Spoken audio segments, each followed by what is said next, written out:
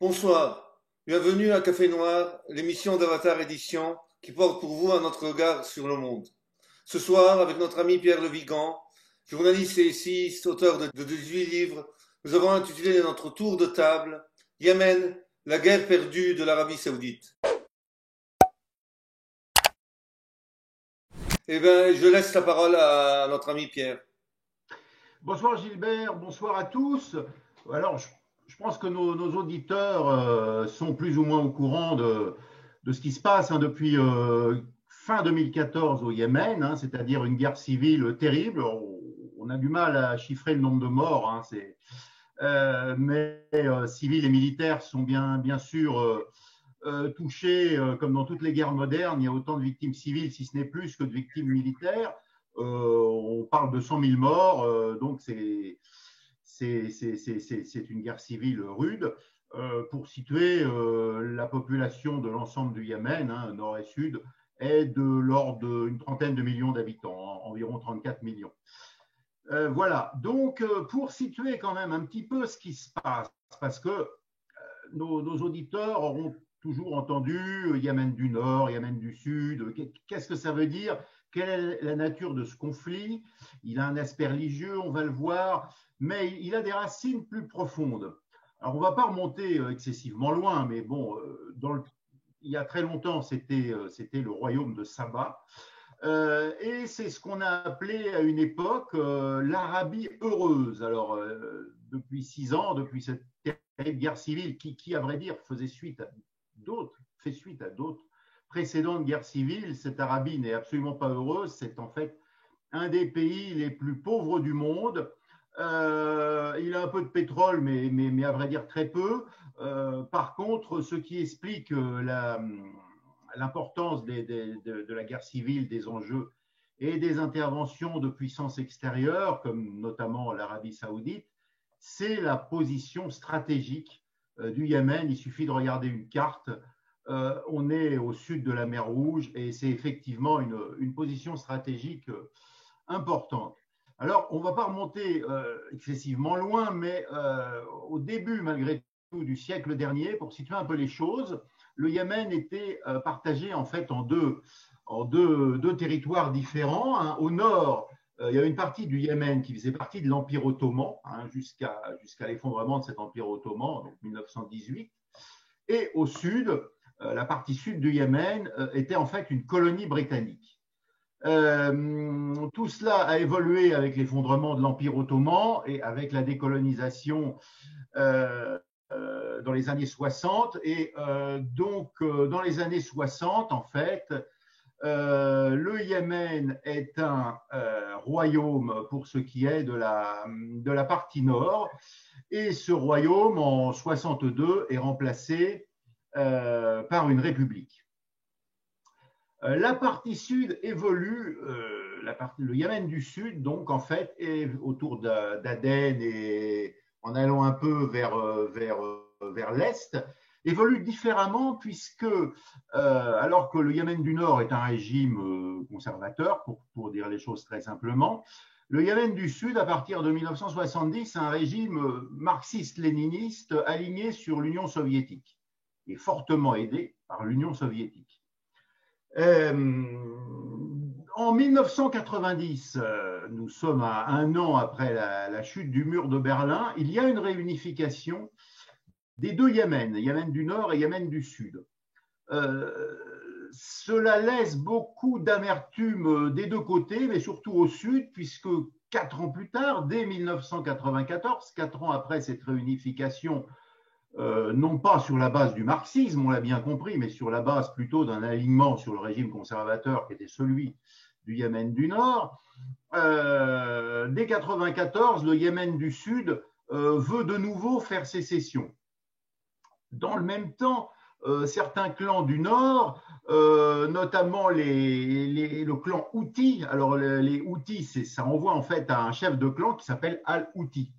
veut aussi, ou en tout cas, il y a un mouvement de rébellion, veut aussi faire sécession, ou en tout cas manifester son mécontentement par sentiment d'être oublié par le pouvoir central. Alors ça se manifestera moins d'ailleurs, on va le voir, par une sécession que par une volonté finalement d'influer plus fortement sur le pouvoir central. Il faut préciser, Pierre, ici que les Houthis, c'est un clan d'une faction chiite. La majorité Voilà, des Yéménites sont sunnites, mais à part le clan Houthi qui est à domination chiite. tout à fait. Alors effectivement, le Yémen est partagé entre sunnites et chiites. Alors les sunnites sont clairement majoritaires. On a du mal à avoir des statistiques précises sur l'ampleur de ce fait majoritaire. C'est entre 60% et peut-être 75% au grand maximum. Bon, en gros, à peu près les deux tiers et un tiers donc de chiites et une cinquantaine de juifs. À une époque, il y avait pas mal de juifs au Yémen. Maintenant, c'est devenu, comme on le voit, sur plus de 30 millions d'habitants, extrêmement symbolique.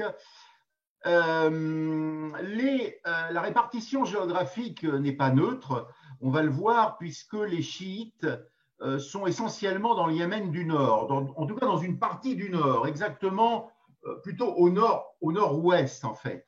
Il faut savoir que les chiites, c'est un peu une branche particulière du chiisme, en fait, ce sont ce qu'on appelle des zaïdistes, et ce sont, on les appelle aussi les Houthis, par référence, là, pour le coup, à un clan, en fait, à des tribus particulières dont le chef est Al-Houthi.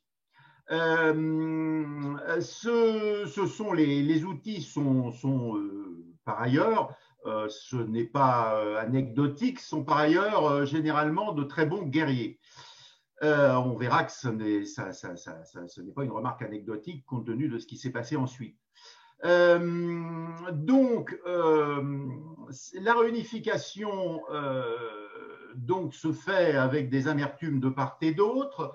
En 2011, le Yémen n'échappe pas, comme la plupart des pays arabes, à ce qu'on a appelé le phénomène des printemps arabes, qui, bien entendu, ne se réduit pas à des influences extérieures, mais manifeste aussi tout simplement l'aspiration à une certaine démocratie. Simplement, la situation au Yémen est quand même, au-delà de l'aspiration à la démocratie, est quand même marquée par ces différences, les clivages ethniques et les clivages religieux, et surtout aussi le rôle de certaines grandes puissances pour influer sur le destin du Yémen. Alors, pour situer, il faut savoir que le Yémen du Nord était assez nettement plus petit que le Yémen du Sud. C'est important à savoir, mais par contre, il était et il est toujours beaucoup plus peuplé. Donc ça, c'est quand même important à savoir. En fait, moins de territoire, mais plus de peuplement dans le nord où donc les chiites, comme tu l'as dit Gilbert, sont très influents. Sur la carte, le Yémen du Nord, historique, l'État qui s'appelait Yémen du Nord est en orange et le Yémen du Sud est en bleu. Et d'ailleurs, on voit les deux drapeaux différents.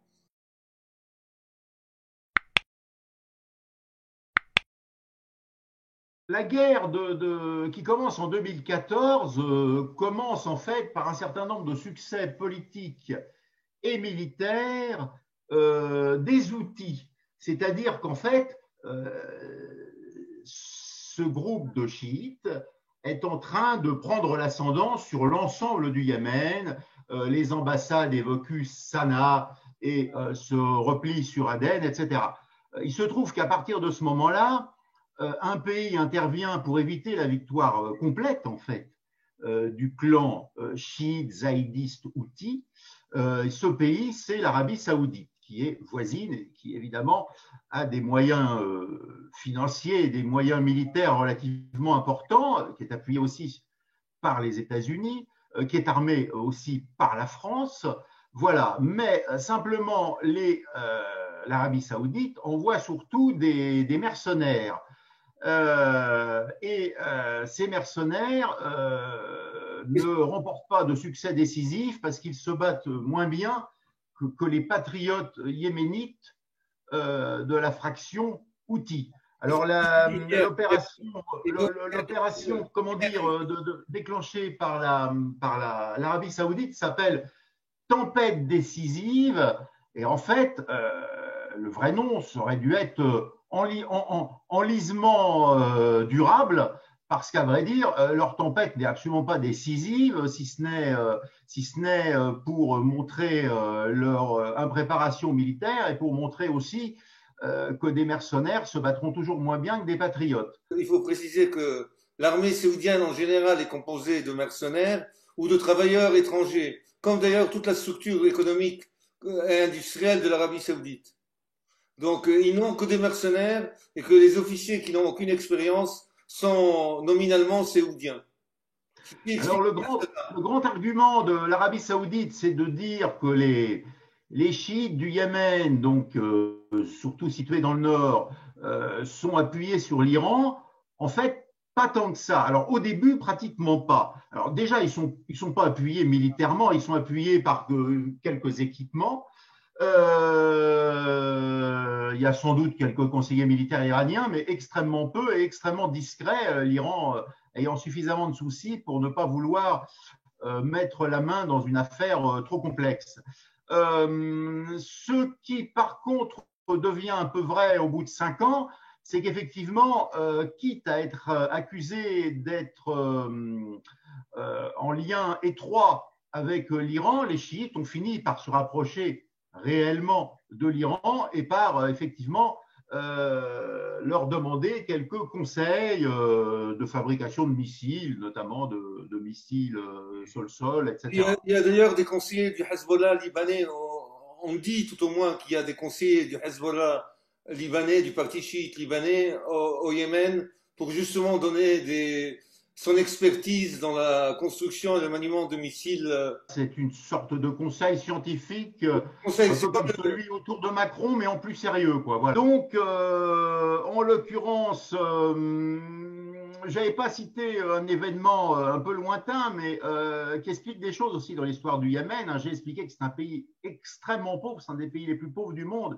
Après la réunification de 90, en 91, le Yémen a eu la mauvaise idée, en termes d'opportunités tactiques, hein, j'entends, de soutenir le principe du rattachement du Koweït à l'Irak de Saddam Hussein. Ils n'ont pas soutenu en soi l'invasion militaire, mais ils ont quand même vu plutôt favorablement ce rattachement du Koweït que les Irakiens appelaient la 19e province à l'Irak. Alors évidemment, cela leur a amené des représailles économiques des Américains, et comme c'est déjà un pays extrêmement pauvre, ils n'avaient pas besoin de ça. Conclusion, ils ont eu encore plus, si je puis dire, de problèmes économiques. C'est aussi un pays qui a une démographie assez forte de 4,1 à peu près ou 4,2 enfants par femme. Bon, c'est pas catastrophique comme par exemple la Somalie, mais c'est quand même assez lourd à porter. Effectivement, quand en plus s'ajoute à cela une guerre civile, ça devient très compliqué. Alors, la caractéristique de la situation actuelle, hein, c'est que l'Arabie n'a toujours pas réussi à battre les Houthis, donc les chiites, mais par ailleurs, les Yéménites du Sud, le Yémen du Sud, c'est d'ailleurs en fait ce qu'on appelle les loyalistes, hein, qui veulent maintenir l'unité du Yémen, mais pas sous la domination ou sous l'influence du clan Houthi, se retrouvent confrontés, outre la rébellion Houthi, à une tentative à nouveau, comme en 1994, sécessionniste de Yéménites du Sud, qui considèrent que la guerre contre les chiites n'est pas leur problème et qui veulent retrouver leur indépendance. Donc c'est une guerre en fait dans laquelle il y a des dimensions religieuses, mais en même temps, pendant des décennies, les sunnites et les chiites ne se sont pas fait la guerre au Yémen. Ce qui s'est passé, c'est que l'un des anciens présidents du Yémen réunifié, donc depuis 1990, a essayé d'implanter dans le nord, donc en territoire chiite zaïdiste, des sunnites salafistes. Donc, ce qui était peut-être un moyen, en tout cas une tentative de déstabiliser le pouvoir local des tribus houthis. Mais ça n'a pas marché et au contraire, ça a plutôt été pris comme une provocation par les houthis. Donc, si vous voulez, il y a une dimension religieuse, il y a une dimension politique, puisque le Sud a été marxiste-léniniste, il ne l'est plus, mais néanmoins, c'est pas par hasard s'il y a toujours une volonté très forte de séparatisme du Sud. Et puis, il y a aussi la volonté de l'Arabie saoudite de contrôler cette pointe de la mer Rouge, tandis qu'au contraire, les chiites s'appuient plutôt sur le grand adversaire de l'Arabie saoudite et du prince MBS, Mohamed Ben Salman, le grand adversaire de l'Arabie saoudite, qui est, comme on le sait, l'Iran. Enfin, l'un des grands adversaires de l'Arabie saoudite, parce qu'on pourrait dire aussi que la Turquie n'est pas non plus un grand ami de l'Arabie saoudite, etc. Mais enfin, la grande rivalité régionale, c'est quand même, la grande hostilité régionale, c'est quand même entre l'Iran et l'Arabie. Donc, nous en sommes là, et c'est vrai qu'on parle peu de ce conflit. La France vend beaucoup d'armes, l'Allemagne a cessé de vendre des armes à l'armée loyaliste, la France lui en fournit beaucoup, et il y a régulièrement, bien entendu, des hôpitaux bombardés, des blessés massacrés, etc. On ne voit pas la fin de cette guerre, mais peut-être as-tu des éléments justement complémentaires. Justement, Pierre, je vais faire quelques précisions, surtout aussi historiques, si tu veux, mais très brièvement. La contradiction du Yémen avec l'Arabie saoudite est aussi historique. C'est que, historiquement, dans le Golfe, les deux pays qui existaient avant l'Arabie saoudite, qui était un désert, c'était le Yémen et le sultanat d'Oman limitrophe. Donc, oui, qui est à l'est du Yémen. On ne le voit pas sur la carte, le sultanat d'Oman est à l'est. Une chose que les Yéménites n'ont jamais acceptée, vu que c'était les seuls deux pays historiques de la région. C'est d'ailleurs d'où les invasions musulmanes et arabes qui sont arrivées jusqu'à l'Espagne proviennent. Leur origine, c'est le Yémen. D'ailleurs, les Arabes se disent que ethniquement, leur origine vient du Yémen. D'où l'Arabie, d'où le terme d'Arabie heureuse. Donc il y a un complexe d'infériorité ou de supériorité des Séoudiens sur les Yéménites maintenant qu'ils ont de l'argent, et le fait que la main d'œuvre, l'émigration yéménite, vu que c'est un pays pauvre, va vers l'Arabie saoudite. Il y a beaucoup d'ouvriers yéménites en Arabie saoudite, et étrangement, pas étrangement, vu que tu l'as toi-même indiqué, il y a une forte communauté yéménite en Angleterre d'ailleurs, à cause de étant une ex-colonie. Voilà, ils sont souvent anglophones, ouais. Oui, par contre, comment dire, au niveau géopolitique, le Yémen est très important et la première guerre civile est importante. C'est-à-dire la création du Yémen du Sud et du Nord. En fait, à l'époque, s'il y a eu scission ou il y a une tentative de prise de pouvoir marxiste-léniniste, mais aussi pan-arabique et pan-arabe et nationaliste arabe, c'est dû grâce à l'Égypte de Nasser, qui a intervenu. Oui, alors la première scission, on est d'accord, on parle des années 62, 68, 70, hein, d'accord. Exact, 62 à 70. L'époque de Nasser, l'époque de Gamal. Il est intervenu d'ailleurs avec 70 000 soldats, l'Égypte a intervenu avec 70 000 soldats, qui avait une guerre civile qui s'est conclue avec la scission du Sud et du Nord. Voilà. Et étrangement à l'époque, d'ailleurs pour te montrer la dimension politique, les Houthis du Nord étaient des loyalistes de la monarchie yéménite, et ils ont combattu avec l'Arabie saoudite contre le Yémen du Sud, nationaliste et marxiste, et contre l'Égypte. Donc, oui, oui. En fait, ce qui s'est passé entre la première guerre civile et la guerre civile d'aujourd'hui, c'est les mêmes acteurs, mais des renversements d'alliances. Absolument. Oui. C'est quand même paradoxal. C'est-à-dire, à l'époque, il y avait d'un côté l'Arabie saoudite, les pays du Golfe, les États-Unis et Israël, avec le Yémen du Nord et les Houthis, qui ont combattu Nasser et les marxistes-léninistes et les nationalistes arabes du Yémen du Sud. Ce qui d'ailleurs explique pourquoi les Yéménites ont soutenu l'Irak dans son dans sa libération, pour utiliser les terminologies arabes, de sa 19e province qui est le Koweït.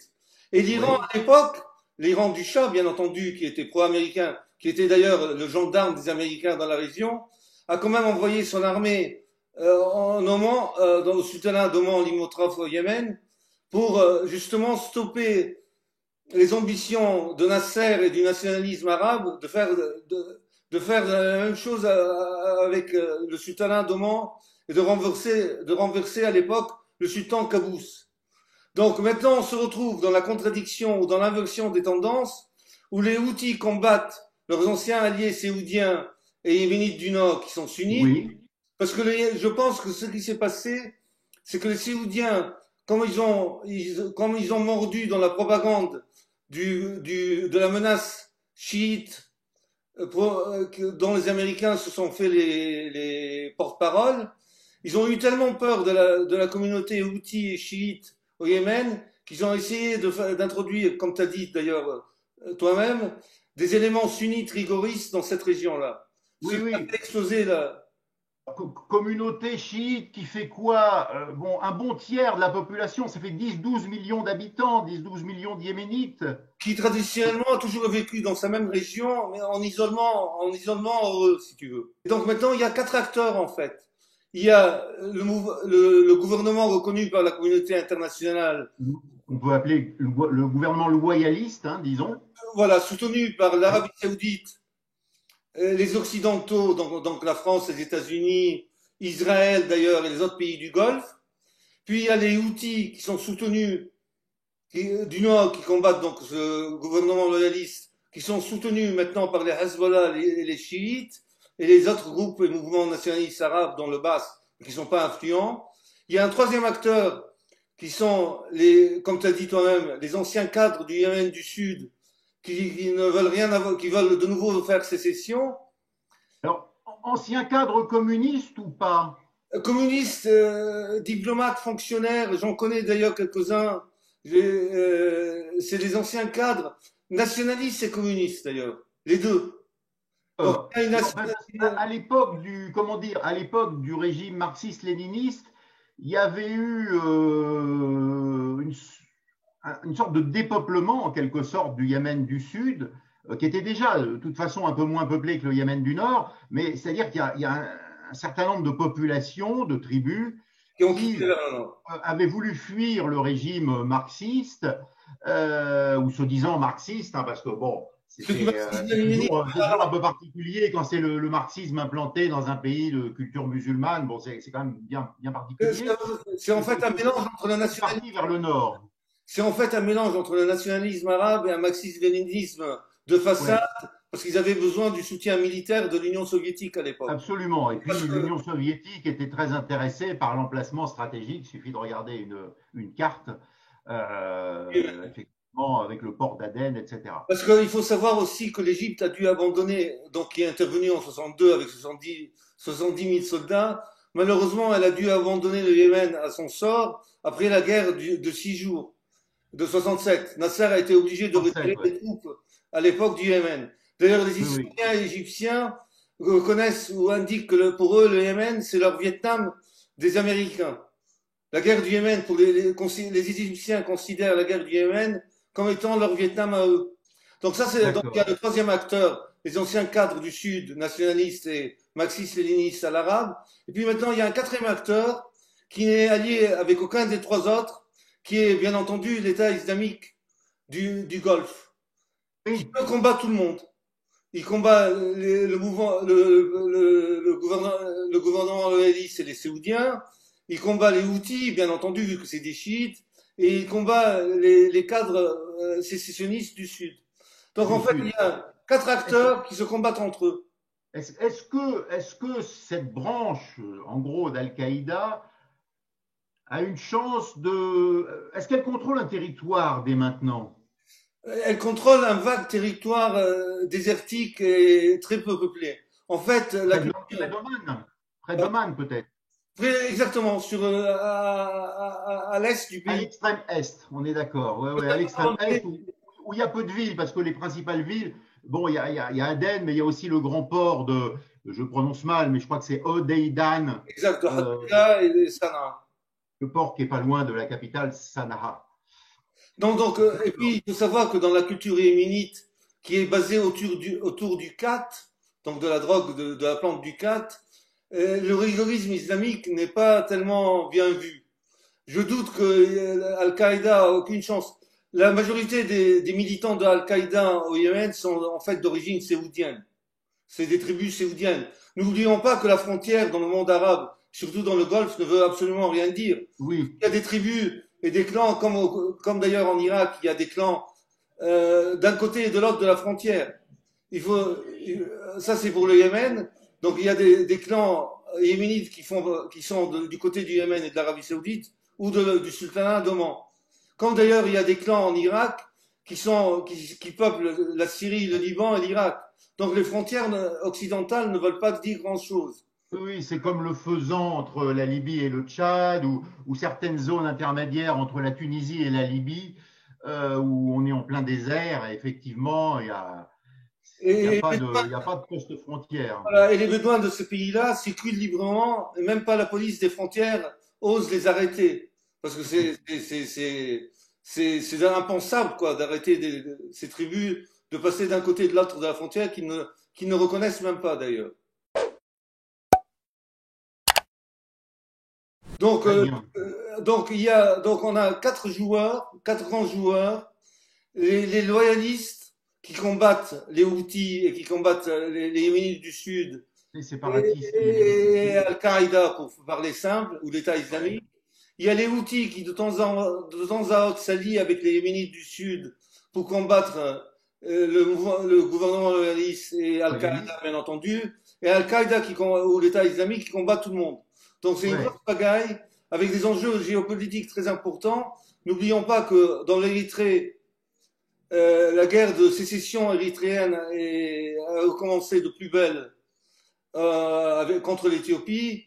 Et ces deux pays contrôlent, le Yémen et l'Érythrée, contrôlent l'entrée quand même du canal de Suez. Tout à fait. Et d'ailleurs, grâce ou à cause de notre ami Sarkozy, président Sarkozy, les Américains se sont retrouvés avec une base à Djibouti, qui est au sud de l'Érythrée, qui était une dépendance française. Et il y a une base militaire en Arabie Saoudite, juste au nord du Yémen, qui est Al-Taïf.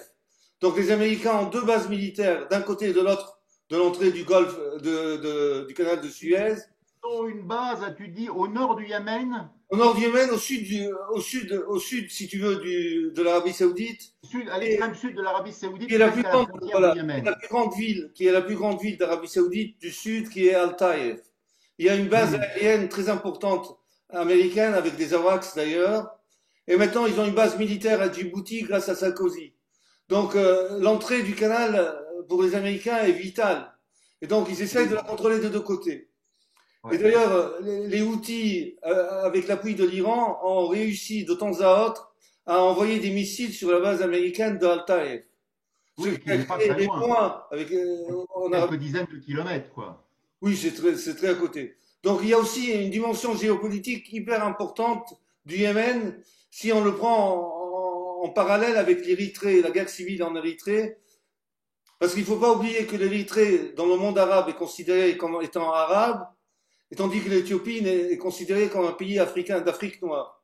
Donc, qui contrôle l'Érythrée et donc Djibouti et le Yémen contrôle l'entrée du canal de Suez, qui est quand même 12% du trafic mondial de marchandises, Oui, bien entendu. oui. Et la majorité d'ailleurs du trafic de marchandises chinois. Mais on en reparlera dans une autre émission. Je... Il faudra effectivement qu'on aborde la question de l'Érythrée, mais aussi la question de la Somalie ou des Somalies, hein, l'ex-Somalie italienne et le Somaliland, qui est indépendant de facto, même si son indépendance n'est pas reconnue, et dont la situation stratégique euh, au sud de l'Éthiopie est quand même importante aussi.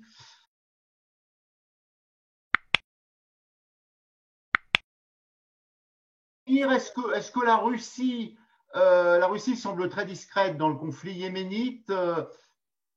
Pour l'instant, la Russie n'a aucun pion. Elle est totalement en retrait. Je pense que c'est une question de moyens. Je pense qu'elle est trop empêtrée en Syrie et dans d'autres Pouvoir être théâtres présente pour partout. pouvoir être présente. Mais d'ailleurs, l'Iran fait son boulot, fait le boulot, si tu veux, extrêmement bien, vu que les Houthis ont tenu le coup quand même contre l'armée saoudienne, même si elle est composée de miliciens, de mercenaires, mais surtout contre la puissance américaine. N'oublions Oui, pas que l'aviation saoudienne, avec l'appui des Américains, bombarde régulièrement et quotidiennement le Yémen. Déjà, le fait que les Houthis ont résisté contre cette offensive américano-occidentalo-saoudienne, c'est de facto une défaite de l'Occident et de l'Arabie saoudite. Mais ok. dans une prochaine émission, il faudra aussi qu'on parle du canal de Suez, je pense. De la Tout à stratégie fait. Donc on va se faire une bonne partie de la mer Rouge, exacte. la Corne de l'Afrique. Bon, on a du pain sur la planche. On en a un peu. Et sur ce, on va se quitter. C'est la fin de cette À émission. bientôt. Nos auditeurs peuvent toujours commenter ou s'abonner à la chaîne. Et à bientôt. Merci. Bonne soirée. À bientôt.